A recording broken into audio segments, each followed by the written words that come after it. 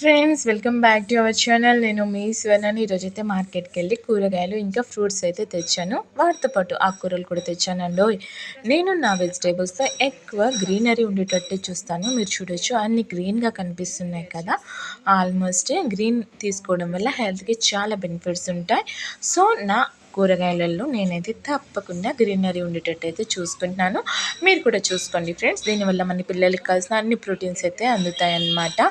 తప్పకుండా ఏం తెచ్చినా తెకపోయినా క్యారెట్, బీట్రూట్, కీరా మాత్రం తప్పనిసరిగా ఉంటుంది. అండ్ ఆ కూరల విషయానికి వస్తే ఈరోజైతే చుక్కాకు అండ్ గోంగూర, దెన్ పుదీనా ఇంకా కరివేపాకు అయితే తీసుకొని వచ్చాను. చాలా ఫ్రెష్గా ఉండి ఒక్కొక్క కట్ట 30 రూపీస్ ఫ్రెండ్స్. ఒకటి తీసుకుంటే మనకి 2 టైమ్స్ అయితే వండుకోవచ్చు అనమాట, సగం సగం అన్నట్టు. నేను వీటిని అన్నిటినీ నీట్గా ఇలా తెంపేసుకొని ఇలా పెట్టేసుకుంటానమాట. ఒలుచుకుంటామంటాం కదా, ఒలిచేసుకొని ఒక్కొక్క కంటైనర్లో ఇలా పెట్టేసుకుంటాను. తర్వాత దీనిపైన ఒక పేపర్ వేస్తానన్నమాట. ఇలా వేయడం వల్ల ఏంటంటే ఫ్రెండ్స్, మనకి చాలా రోజుల వరకు ఫ్రెష్గా ఉంటాయి. నాకైతే వీక్ అంతా ఫ్రెష్గానే అనిపిస్తాయి అన్నమాట. మీరు కూడా తప్పకుండా ట్రై చేయండి.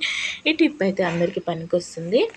వీటిపైన చక్కగా ఇలా గాలిపోకుండా మనం మూతలు పెట్టుకొని ఫ్రిడ్జ్లో పెట్టుకున్నట్లయితే మనకి 1 వీక్ వరకు చాలా తాజాగా ఉంటాయి ఆకుకూరలు అనేటివి.